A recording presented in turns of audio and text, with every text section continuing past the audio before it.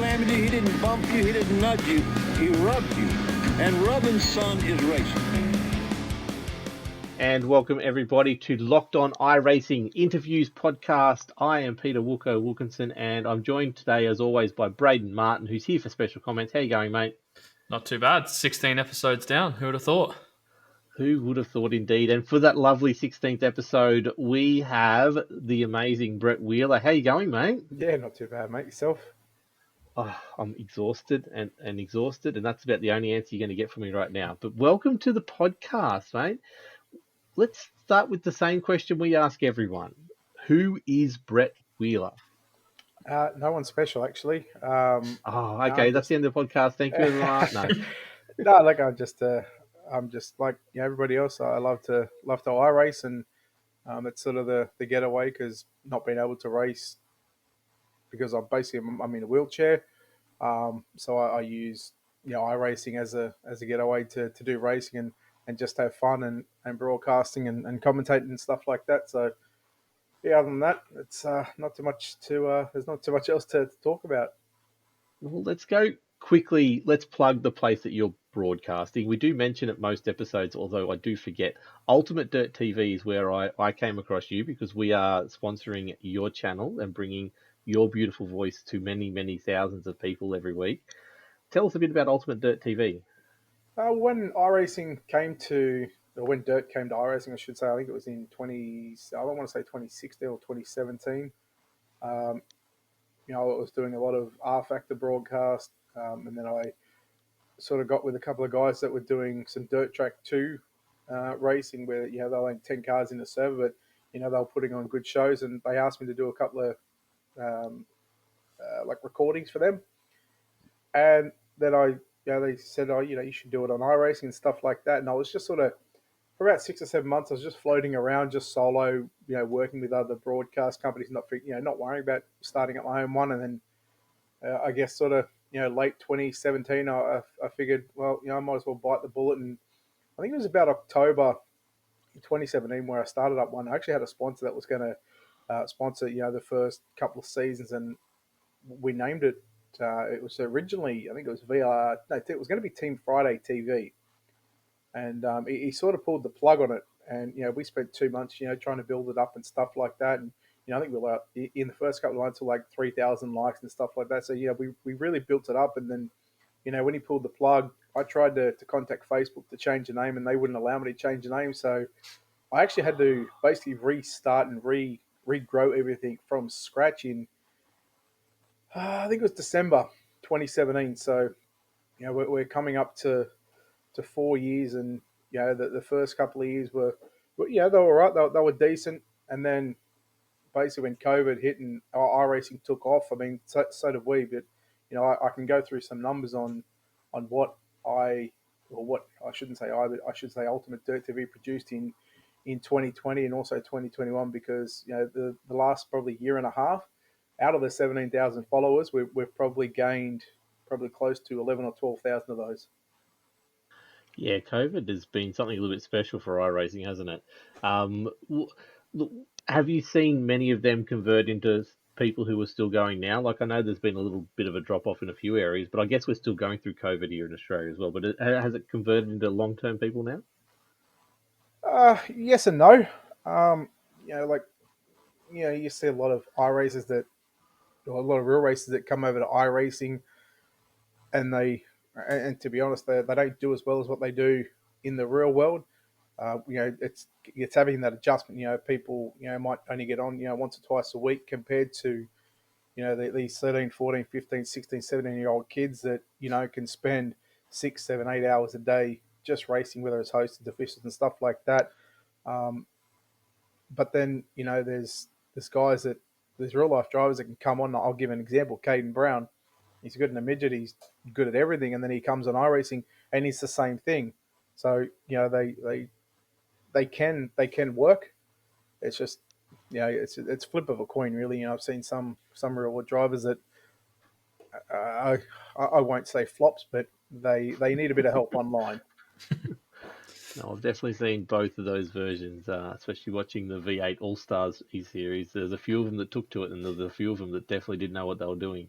We, Um, yeah, we hear a lot about road racers talking about like how close it is to real world driving, and what, apart from the G forces and stuff, what's the main difference? What's it like from the dirt side? Do the drivers that come across think it's a pretty good representation, or there's a lot of work to do, or There's always work to do.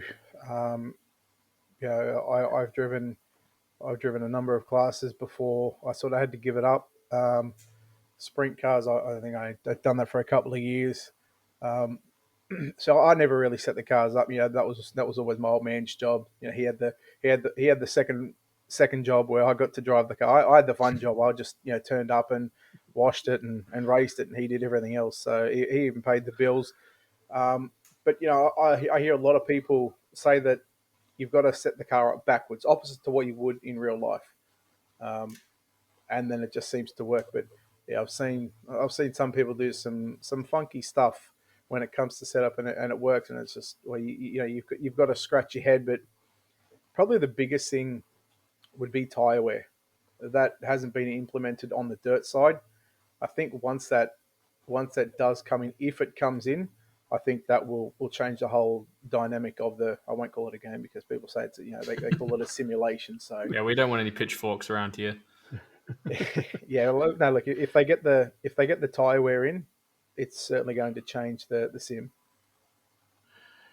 what type of tire wear? So I understand, obviously, road, you're on tarmac, you are burning rubber the faster you go, and things like that. What's it like in iRacing? What do they need to get right for it to work properly? I don't know what they've got to do, but I mean, like through the slick, if you compare tagger tracks you can just foot down, hold it wide open, and not worry about anything. Whereas you go through the slick, probably in a real car, you're probably only going to be about 50, 60%, 60% throttle. Whereas on iRacing, you can get up to like 75, 80% throttle before, the wheels do start to spin and your times do slow down. So I don't know how they do it, but I mean, they've got to figure a way to make the tires wear like they do in on the asphalt side of things in NASCAR. You do 10 or 15 laps at Mm. I wouldn't even know what track at like Martinsville. Actually, I'll use Martinsville because I've ran there a Yep. couple of times.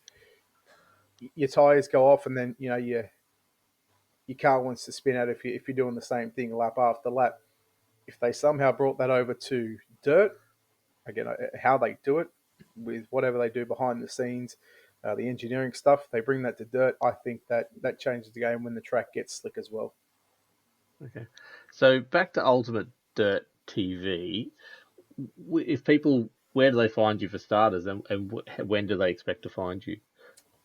Well, we're on Facebook and YouTube is our main goals. We do have a Twitter and Instagram account, although they rarely get used. It's just I'm old school. If it ain't broke, don't fix it. So Yep. they can go to facebook.com/ultimate dirt TV or youtube.com/ultimate dirt TV.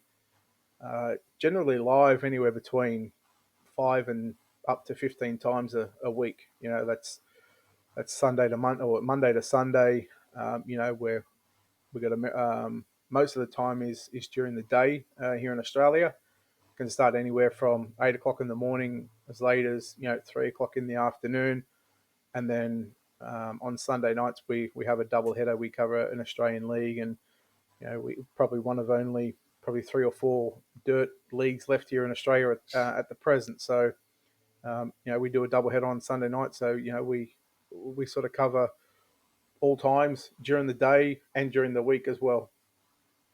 I've got so many topics to talk to you about, especially because it's been very interesting watching the dirt scene in the 16, like we said, 16 episodes we've done so far. We've had obviously Brady on here. We've covered the ODSC and we've covered a few other bits and pieces, but every time something gets going, it seems to drop off. The community, we've tried to do our own dirt races on the side because obviously, as you said, not many Australian places are doing it. It's really hard to find people regular, and then find people who are willing to commit to it. Have you got any explanation for the Australian scene why it's like this? And is that mirrored around the world? uh, like it hurts me to say this, but it's the truth. It's toxic. You've got Yep. you've got probably 10, 15, 20 people that you get them in a group, and it's just all of a sudden the respect, the way, the ability on how they drive, it just goes out the window. You get probably five of those 30 or 40 people one on one without those other people around them. They're different people. Yeah. I don't know whether they're trying to be heroes online. They're trying to be the big keyboard warriors and talk themselves up online. I just, to me, it's toxic. It's been like that for some time. And I've seen many leagues come and go, and it is a shame because there's a lot of people out there that do want to run league races that don't have the time to sit there for 2, 3, 4 hours a day just to do official racing. So yeah, I mean, look, it sucks, but it's just the way it is, unfortunately, Is it an Australian thing or is it around the world? around the world. Yeah. Okay. But there are a lot more American leagues um, that have come and go as well, and they just don't have, because there's so many people want to run league racing over in America. They've got they've got the population to do it. It's just that nobody, or I won't say nobody, but there are guys out there that just don't want to work with other league races. They don't want to work with the other companies to say, hey, look, we're running. I'll use sprint cars, or actually I'll use late models because late models are more popular over there. If you got a league race on a Sunday night at say 7 o'clock, and then you've got one at 7:30, and then you might have one at 9. You've got the 7 and 7:30 guys that just want to run on top of each other, and then you got the 9 o'clock guys going, right. Well, you know what? I'll wait for your league race to finish, and then I'll collect all the guys that didn't get a chance to run. But you just it would be a lot easier, and it's always not going to work out this way. But if you get leagues that want to work together and say, right, well, if you want to run yours at 7, there's one at 9. Why don't we look at moving to another day? So that way, instead of having 10, 15, 20, 30 cars max, rather than having a full lobby of 50 or 60, there are ways around it. Sometimes it's not always going to be the popular decision if you change nights. And obviously, people that have lives and stuff like that, and families that they've got to take care of and work. But if they just all somehow manage to work together, it would be better for the whole community that want a league race, because sometimes you get guys that will register for one league race. I'll stay around for a heat. They'll go, right, well, I'm not doing any good in this one. I'll go to the next one half an hour later. I'll try my luck in there, and then it takes up a spot, and it's just it makes it look bad if you're doing a broadcast, because you've got people that are meant to be, say, in a B main. You've got, say, 12 scheduled cars, and you've only got 4 cars on the racetrack. It doesn't look good on a broadcast, and it doesn't look good for the league. No, I understand that at all completely. And that's look, Matthew Joy, who put me onto you in the first place. He's been the one that's trying to do it, and that's what he finds. He gets the 6 or 7 big group of 6 or 7 come in for the practice part of it, and then just before he goes live to run the race, they all vanish, and then he's left with like 2 people, and it's like, well, what do you do? You've got 3 people sitting here ready to have a really good fun, and you had all these other people ready to go, but then they're gone. So and like he keeps on talking about this underground feel, like people don't want to talk about them being into dirt racing, I guess, or they don't want to be active and talk about it. And just when something happens, they put out the feelers, and the people come from nowhere. Sometimes it's a strange community. I really would like to get in to understand it a bit more. But what have you seen as the growth or the change in the dirt community over the last 4 years since you've been broadcasting it? Um, well, I mean, the first couple of years were, it was decent, but the obviously the tracks play a big part. There was a time where I'll use Eldora as an example. You could have a slick and off racetrack. You could run top, you could run bottom, you can run middle, you can run the slide line, you can run all sorts of lines on a slick track, and then all of a sudden they bring out a cushion update, and I think that's where it started a little bit of a downfall, because people obviously wanted a cushion because you know it's what builds up in real life, and then the same thing. You get a track like Eldora, even Charlotte, where it was just so overpowerful. If you hit it right, you could be anywhere between 2-3 tenths quicker than the guy behind you that was might have been running the middle or even a slider line. Whereas you go back to the first update where they would have been even on times. There's been a lot of good changes since obviously when it first come out. There was obviously the beta tests and stuff like that. But I mean, the problem with the beta test is there weren't many that had the real life experience of racing a sprint car. They had guys that had run or tested like NASCAR stuff, road stuff, and it sort of didn't sit well with a lot of the community because there was again a number of 50, 60 that have driven even more, hundreds of people that have driven real life race cars that could have given positive feedback or better feedback than what the guys that haven't been on the dirt. But the growth obviously with adding the tracks in and stuff like that. You see, the World of Outlaws come on board with the sprint cars and the late models. You've seen USAC come on board with the non-wing, their world championships as well. It's just you look since COVID has struck. Um, iRacing has really taken that next step, and there's obviously still ways to make it better, but it's obviously their staff are obviously set to a designated project that they've got to do, and how long that takes. Well, I mean that's only iRacing can answer that one. So look, there's obviously improvements still to be made, and um, I'm sure at the end of the day, they're going to do what they think is best for the company and the community. I think you make an interesting point about needing to make sure they have people who have driven the real life thing to give that feedback.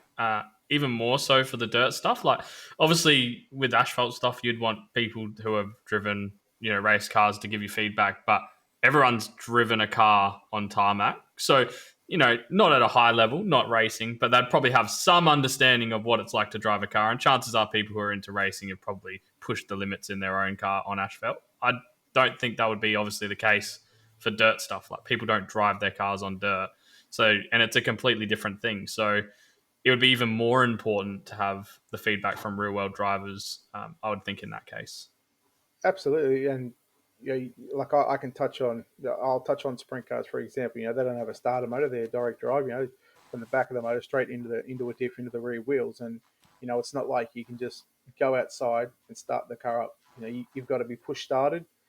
You've got to have the car. I don't know if you guys know how a sprint car works, but you've got to lock the car. It's basically got in gear and out of gear. That's it. If you're in gear, once you push started, the oil pressure gauge will go up. Flick a switch, it'll take off. Well, 9 out of 10 times it should take off if you've done the right things. Unless you're Wilco. Me.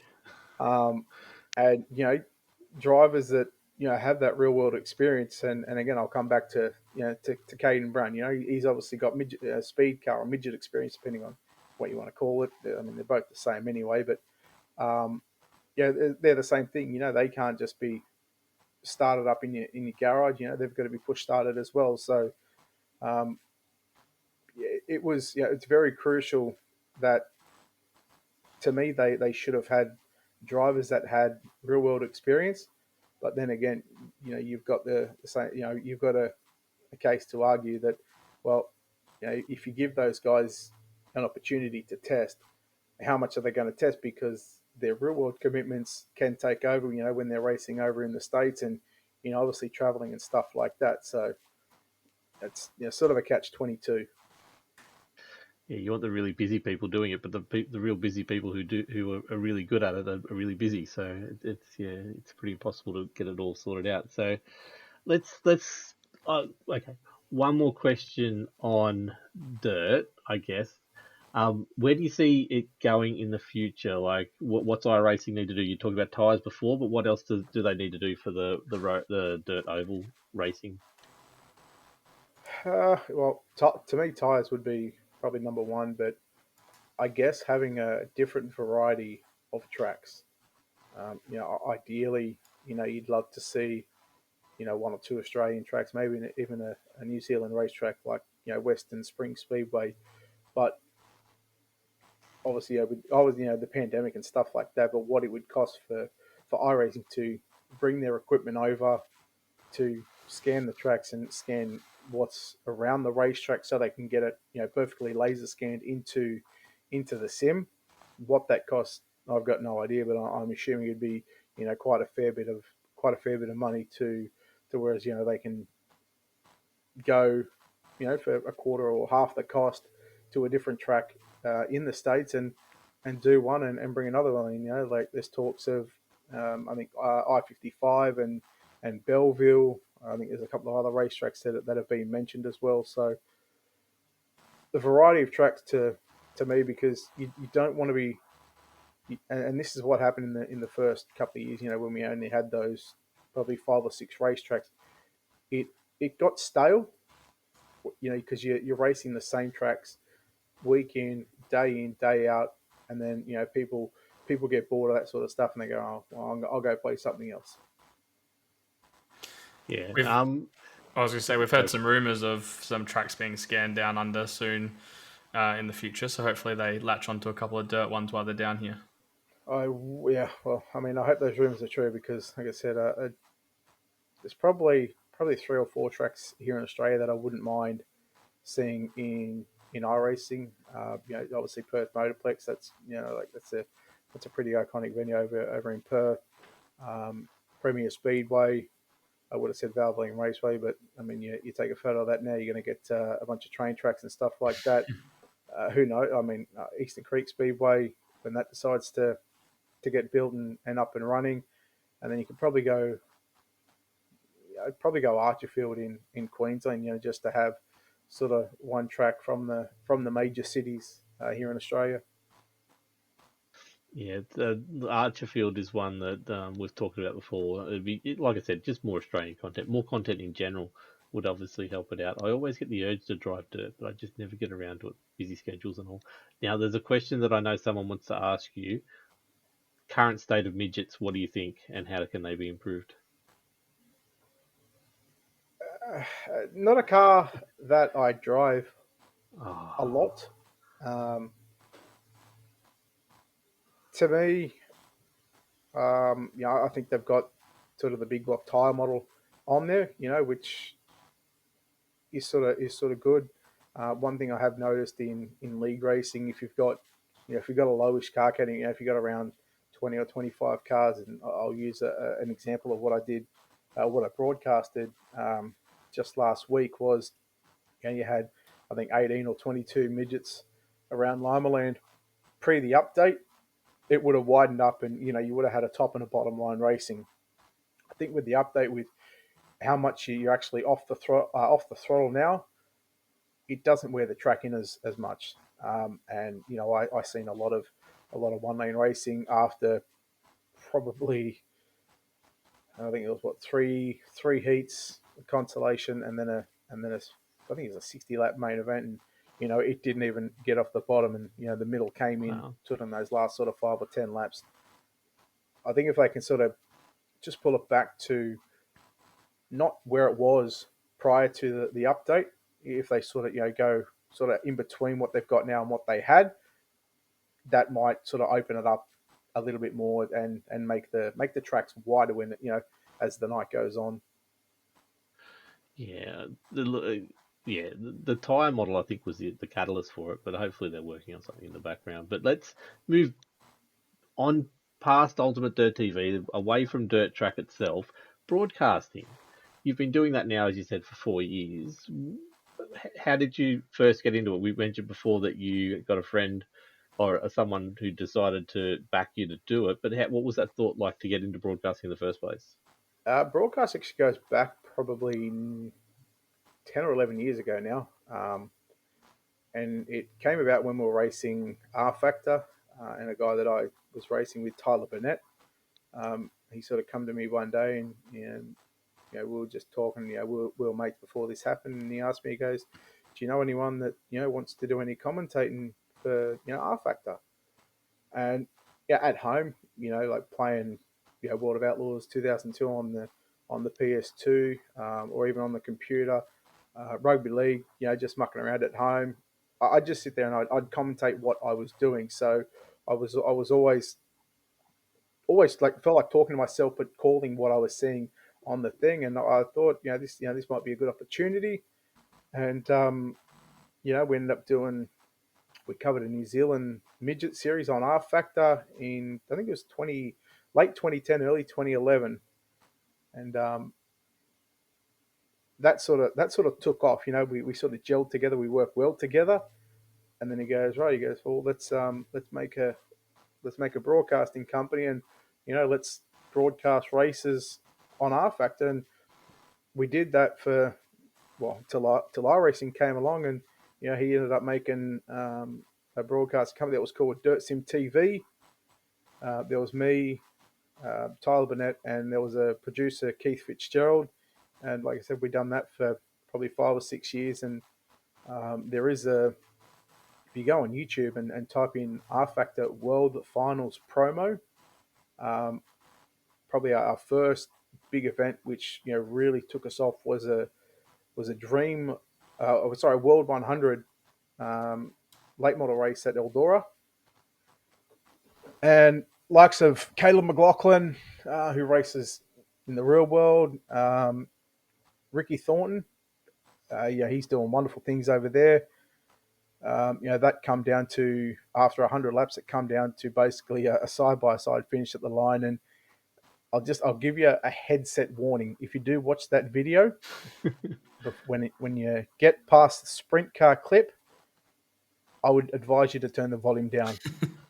I went absolutely berserkers, and that's what really set Dirt Sim TV off into another chapter, because then we had guys that come to us and said, right, we want this race broadcasted. And all of a sudden, we went from 1 or 2 a week to doing 6 or 7 a week. And it was just, non-stop. And then I think it was 20. So I did that for a couple of years with him. And then I think about 2012 or 2013, sprint cars were going to Morris Park Speedway in Dubbo. I thought, well, I'll message him and just see if I can go up there and maybe sneak up in the booth or something like that, and just see if I can get a foot in the door somewhere, because there was no way of getting in at Parramatta at the time. So I reached out to Leanne Anning, who was the track owner at that stage, and I told her basically what I'd done, give her a couple of clips, and she listened to it, and she goes, "Yeah, come on up." And that was my first real break when it sort of got into the real world. And that's sort of how that all started. So I've been broadcasting and sim racing sim broadcasting, commentating for nearly 11 years now. What's the main difference between commentating over sim stuff and then commentating over the real life stuff? Good question. I actually get more nervous online than what I do at a real racetrack, and I don't know why.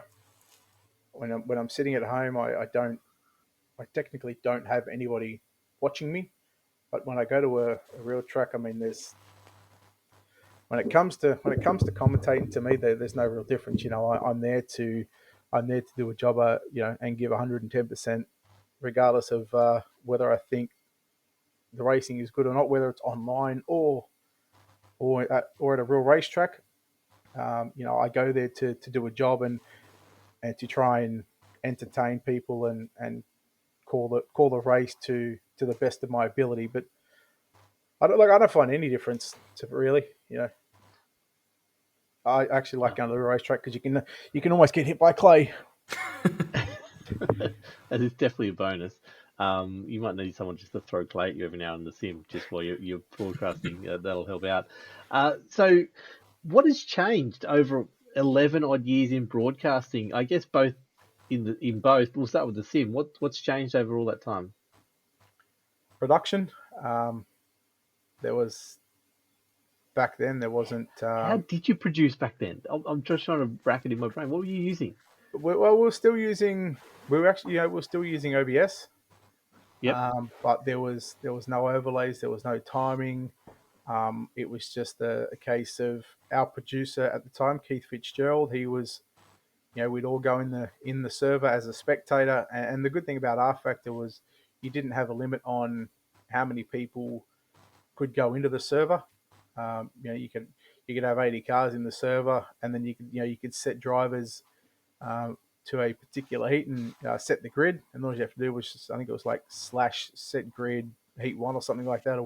Um, but yeah, we used to just go in under spectator, um, and it was basically, I would talk about something, and while I was talking about something, our producer was going and following that car and showing it on the screen. And then Tyler would come in. He would talk, about the same thing or something else around that area, and it was just our producer just sort of following off on what we were talking about. So production value was quite very low back then. Yep. That's crazy. Like just to set it up with OBS to have someone. Luckily, you had someone like you had a 3-man team. I couldn't imagine doing it as a solo or a 2-man team. Like it would be crazy. So what's changed to now? Are you using a lot more software, obviously, to broadcast these days? Still using OBS. As I said, to me, if it ain't broke, don't fix it. So Yep. I've used OBS for a number of years. Um, the software I originally started with on iRacing was a program called ATVO, Yep. and my problem with that was you weren't able to bring up the results of the heat. It would just once heat one rolled over into heat two session, that's it. It would just basically be throw the starting grid up, and you would have to just go on face value of what you've seen at the line, and just Yep. hope that you got it right for the starting grid of the feature. Um, and in ATVO, you had an overlay or a theme editor. To me, there's a Jay Kennedy SimSpeed put out I think it's about a 2-hour video or something, like 2.5-hour Yeah. video explaining how to edit and add stuff in. I can't sit that long to watch a video to edit my own stuff. So we use that. I in fact, my last overlay prior to using the new program, I'll talk about that in a second. I Yep. actually got from Jay, and he changed a couple of things on what I wanted, and he was always helpful. So I'm always going to be forever grateful for him, because he helped me a lot when it come to the overlay side of things. But then we got I had Steve McMillan, who is basically my right hand man, who owns World of Thunder as well, which we Yep. cover every Monday morning in America, in Australia here, and obviously Sunday night over in America. He come to me and said, "Check out this program for timing and see how you go."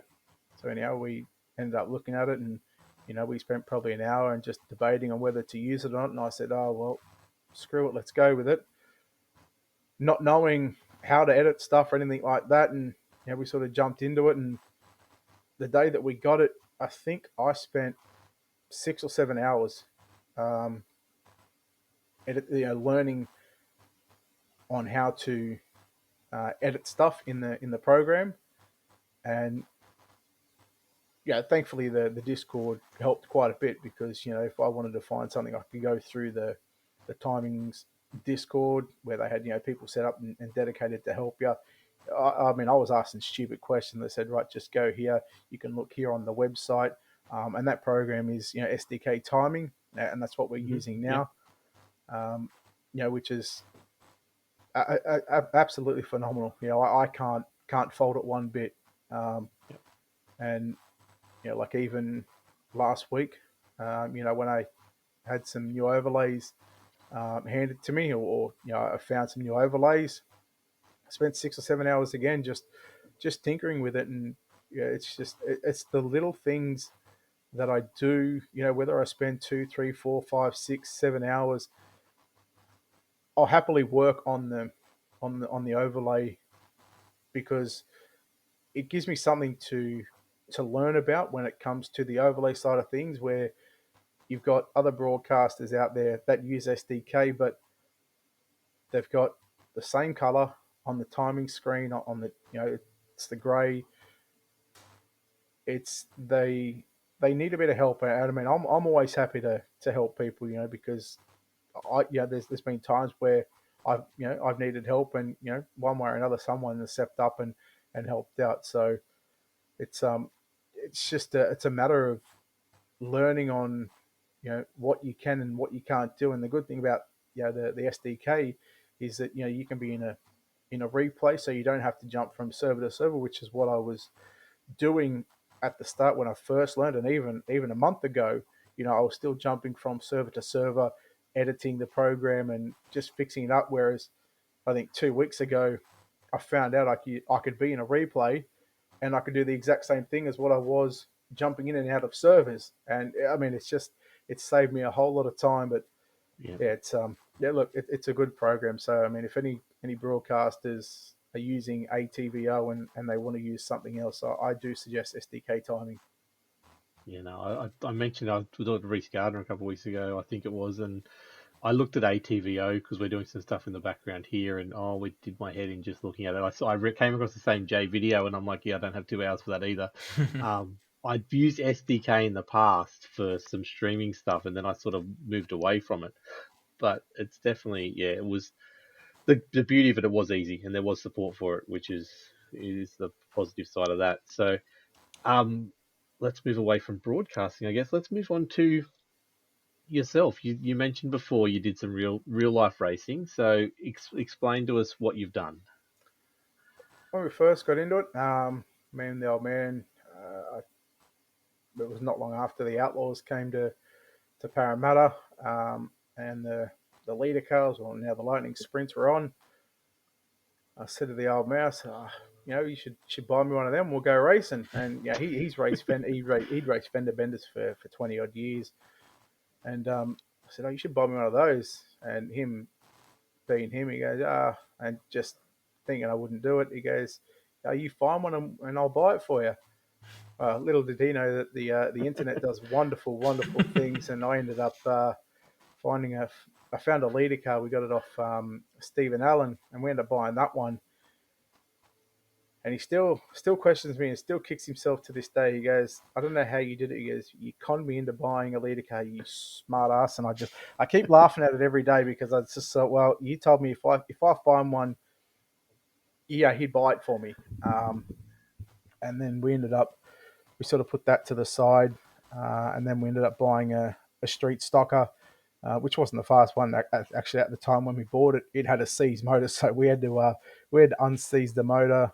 We went street stock racing for a couple of years, and then I was sort of working at the auctions, and I had a drive car, so I didn't need a car, and I ended up selling my car. And the old man goes, "What do you reckon we go buy a sprint car motor and go sprint car racing?" I said, "Yeah, well, that's fine." I said, "I just sold my car, so I'll use that money then." That was kind of a little bit of a gift return, because he's done so much for me, getting me that leader car originally, and I thought it was just another way to give back to the old man for what he's done for me. And we ended up we were living down the road to Matt Thomas, who'd brought what's her name? I can't think of the name now. She just come over here a couple of years ago. I'll come back to that. But yeah, we Okay. our daughters were in the same dance group, and that's how sort of old man and Matt sort of got along. And then we ended up buying his brother's Dean's motor, which wasn't a 410. I think it was a 382 or a 372 motor. And we went sprint car racing for probably 2 or 3 years. And then sort of got over that, and we ended up selling that to Brendan Rawlings. who's still racing. Well, he was racing that same car, I think, as of like 2 years ago, maybe 3 years ago, and then I think he ended up upgrading that one. So the last car I bought was a street stocker. It was an AU Falcon. I bought that off Lindsay Cornwell. That was an ex Lucas Walters car, or Brett Mitchell car. It was part of that 3 or 4 man team that they had going there. And then I had to sort of give it up because at the end of 2012, I'd actually I'd hurt my back. And then sort of the start of 2013, we had to. It was 2011, sorry. About 2012 was when I probably had my last race in a real race car, which was a street stocker. Obviously, you miss it heaps. I do, but I would rather right now to be on the microphone calling races, and thankfully that's what I'm doing, and it's what I enjoy. Like I'll go to Speedway every night of the week if it was on. It's just Yep. it's a sport that I grew up at. It's a sport that I love, and if I can be there, I will. Best race you've ever had? Uh, there's a couple. There was one I mean, there wasn't many drivers at this one. I think it was at Gilgandra in a sprint car. I think I finished 11th in that one. Finished, I think 7th in a street stock race, which is pretty good. I think that was one of my first races in a new car, and making an Australian title in a street stock as well. That was pretty cool, and that actually happened to be up at Dubbo Speedway as well. There you go. So, people who want to get into dirt racing, what's that community like in real life? Obviously, we've talked about the online version of it. I've heard far better things, obviously, about the real life version. But what's it like, people around the dirt tracks? If you were cold, they'd give you the shirt off their back. It's Yeah. it's a real family orientated sport. You got the people that if they've got the money, they'll spend tens and thousands of dollars more just to be up the front. But I mean, at the end of the day, if you're in a speed car, I mean, all divisions actually, if you have a wreck, if you need a part, if you need stuff that needs to be fixed to get back out onto the racetrack for your next race, you've got drivers and crews and people that will come over and help just to get you back out onto the racetrack. So I can't speak highly enough of the speedway community in the real world. What was your favourite car that you drove out of all those cars? Sprint cars, but they also scared the crap out of me at the same time.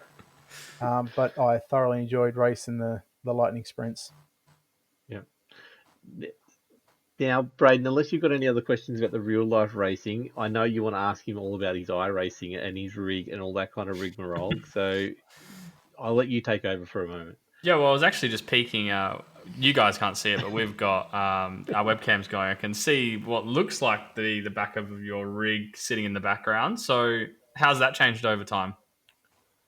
Okay, so that's basically an X-wingless sprint. It's just had the front and the rear cut off, so it's just the cockpit itself. I actually bought that probably 9 or 10 months ago. It had the 3 screens around it plus a fourth sitting on top of it. So it's got a Sparko seat in. It's got a 5-point harness in their belts as well. It's got the real sprint car brake, real sprint car pedal. It's got I think it's a 15-inch wheel on there as well, which you use for racing. It clips on and off. It's all attached to a Logitech G27 base. The guy I bought it off was Matt Hill. I can't tell you how long he spent building this thing, and it's just the amount of work that has gone into building this thing and the time. I want to say he'd spent probably close to 2 years on it, maybe a little bit more, just building it. And he does graphic design, so that was in his room. When I picked it up, he actually showed me that there was a mouse pad no bigger than, well, you'd have a small mouse pad, and it was inside the cockpit of the car. And trying to design a race car on a desk where, you've got a whole wide desk compared to having a desk that, might be the size of half of a monitor, half a 24-inch monitor, and your hands just cramping up and stuff like that. So he just said, look, I'll sell it. And I ended up buying it. I tried it. It was different, but to me, I do prefer the VR headset. So I just have, I don't actually use. I've actually just sold that behind me to Pete Styles, who is a member of the Australian Lightning Sprints. So that's actually going to be going to his house, and hopefully, we'll see him or his son on iRacing. But yeah, that's a different kettle of fish, and the reason sort of why I sold it was because it's on wheels. With my situation, it was just too hard to get in and out of. Just because you're in such a confined space, my body can't handle those confined spaces for long periods of time. I need to get up and stretch and do like that, and just, I mean, even just sitting in the wheelchair now, I've got to stretch my legs, and you can't do that in the cockpit of a race car because you're cramped up, your legs are nearly touching your chin. What's the plan for the new rig? Nothing. Fair enough. It's a Fanatec base that will hook onto my desk, or that does hook onto my desk. I've got a McLaren GT3 wheel. I use that wheel because that's the only wheel that I know of that has got the dual paddles at the back, so where I can have the accelerator, gas, throttle control, and brake control, rather than just flat out or none. Because I can't use pedals because I'm in the chair. And I was doing some perusing through iRacing's Little statistics and noticed that you've got a P license. How did you get that? That came about last year. The sprint car pro qualifiers. I think we finished 15th in the pro qualifiers, which you need to finish top 20 to get a pro world, like a pro license. So we were in the pro series. Just the last one for the sprint cars, the one that obviously Alex Bergeron won. So that was a different challenge in itself, and I am the first sprint car or even dirt driver that is disabled to have a pro license. Everybody else is able to use their legs, and I was doing it by hands on the wheel and the accelerator and brake on the wheel itself. So it had its challenges, but yeah, that was a fun experience to be a part of. Well, I think you're also the first guest on the Locked On iRacing podcast with a pro license as well, so that's probably just as good, I'm sure. Absolutely, I'll take first any day of the week.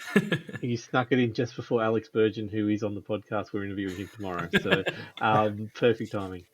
I've still got so much to talk about. Like, what's it like using paddles as an accelerator and a brake? Like, how much does that get used to? It's there's different cars that I can handle it with. There's other cars that I struggle with. The cars that I've got to, the cars that you've got to continually to turn right, because my right hand is on the accelerator, that comes down to the bottom. It's just some cars I can handle very well. Other cars that I can't, I will just stay away from. You won't see me racing. But with what iRacing's come out with the updates with the tire models and the way that the cars are driving, I'll use late models and UMP modifiers as an example. A couple of seasons ago, I couldn't do half a lap at any racetrack in a UMP modified. I'd always spin out and just unable to have that car control. 2.5 seasons ago, they come out with an update. Now I love the cars. I can drive with my eyes closed. Same with the super late models. I couldn't drive those things. Pro late models, limited late models, they were a piece of cake. And then you get an update with the late models, and now all of a sudden I can have a decent race in a super late model. Like just a couple of days ago, I finished second in a super late model at Eldora in an official race. So yeah, certainly got its challenges, that's for sure. What's your favourite track in iRacing? Are we talking to broadcast or to race on? To the both. Let's go with racing first. Okay. Well, racing, I've got four that I like: Yeah. Volusia, Knoxville, USA, and the Grove. Yeah. Tracks I love to broadcast at: Knoxville, and I'll say Limaland. Actually, Yeah. Volusia as well, because Volusia generally puts on some good racing as well. So what do you look for in a track to be good for broadcasting? Different lines. Yeah.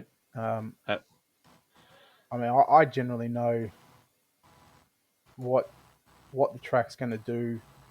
Um, unless it's a league that I haven't covered before, then you sort of go in blind, and you call what you see. You take it good or bad, because as any league races have, you're going to have your ones that are going to be good. You're going to have the ones that are going to be spectacular, and then you're going to have those off ones that are going to be bad. But I mean, at the end of the day, it's showcasing esports.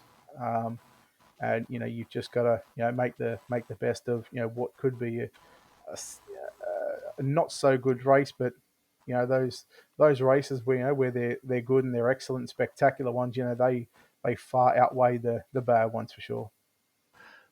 have you got a particular favourite combo of car and track that you like to broadcast?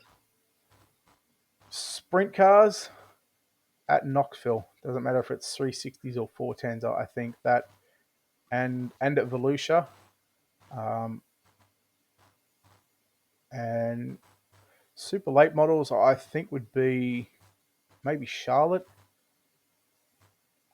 And there's not much else that I've sort of had enough time to go off. The big blocks are still sort of newer to the service. I think they've been out for 3 or 4 seasons now, but um, I mean they get around anywhere really.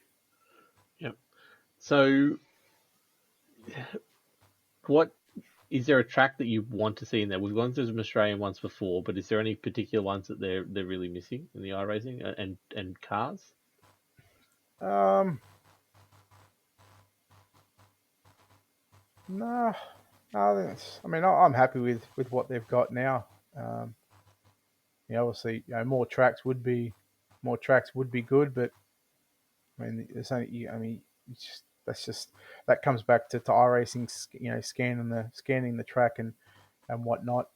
There's no sort of particular track over in America that I'd want in there. It's just basically whatever they give us, as long as it's a track that can have multiple grooves. Yeah, definitely.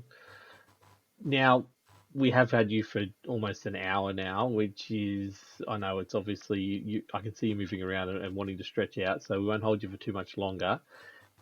Give us a final rundown of, actually, the first question I want to ask, if someone was going to get into iRacing, into dirt scene, particularly dirt ovals, obviously, what would be your recommendation on where they start? Obviously, with Just equipment any, like or like, as in just in the service, like what cars should they start practicing on? um, And, it all just depends. If they want to run sprint cars or late models, if they want to run the big blocks, if they want to run speed cars, if they want to do official racing, you've got to start off in the street stocks. Look, I'd start off probably in, if you're going sprint cars, I'd start off in 360s. I wouldn't jump straight into the 410s, because they are a different kettle of fish. If you want to go late model racing, so I'd jump into the pro late models, just get a feel for the race car. I would probably I wouldn't go into any officials, you'd practice offline, get used to the cars, how they feel. Then you could probably jump into a hosted session, and then if you feel confident enough to where you're able to hold your line around other cars as well, if you feel confident in passing, then you could take that step to official racing, or you could go to the next class up. You could go to a super late model, or you could go to a 410 if you're feeling confident. Cool. So let's start wrapping this thing up. Ultimate Dirt TV is obviously the place where most of your content would be. Can you just once again plug that and tell people how to find it and the best way to support you guys? That was the best way to support us, is just by liking and following our page, or you can subscribe to the YouTube channel. So you go to youtube.com/Ultimate Dirt TV. Obviously, all of our stuff is free to watch. We don't pay you to watch anything. Also on our Facebook page, facebook.com/Ultimate Dirt TV. We are sort of partnered up with Facebook as well. So there is an option to where you can support us. I think it costs you, I think it's about $8 or $9 a month if you want to become a supporter, which you don't have to. But I mean, if you got if someone's willing to spend that just for the fun of it, they're more than welcome to. It's not something that we ask for.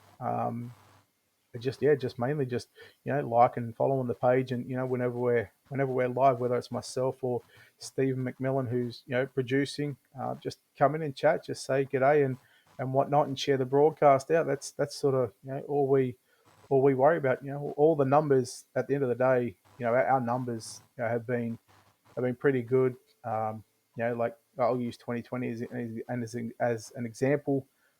Talk about when COVID hit iRacing last year. We hit nearly 10,000 followers alone just in last year, from January 1st to the 31st of December. We reached nearly 2 million people in reach in a year. Wow. And hang on, that stat gets better. Our video views was 2.5 million in Wow. 1 year. This year, and we're 7 months in, we've gained about 2,500 followers. So we're a little bit lighter than what we were last year, but obviously with people going back to work and whatnot, that stuff's died down a bit, but we're still by far ahead of any other broadcaster out there. We've reached this year 700,000 people. I mean, 7 months, that's 25,000 Wow. people that we've reached a week. And we've had 1.1 million in video views as well in 7 months. So it's just the main thing is to obviously support us just by tuning in and just sharing the broadcast out, and make sure you like and follow the page. Yeah, but I try and explain to people that that's what we need on our Facebook page, is in like and follow. That they don't understand, like just anyone who doesn't run a page, how much one like and one follow, and in particularly one share, can change a whole piece of content.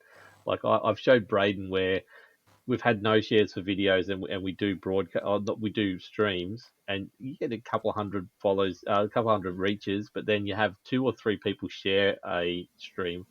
That number can go to 7 or 8,000 quite easily for the exact same stream, and it makes such a difference for the back end.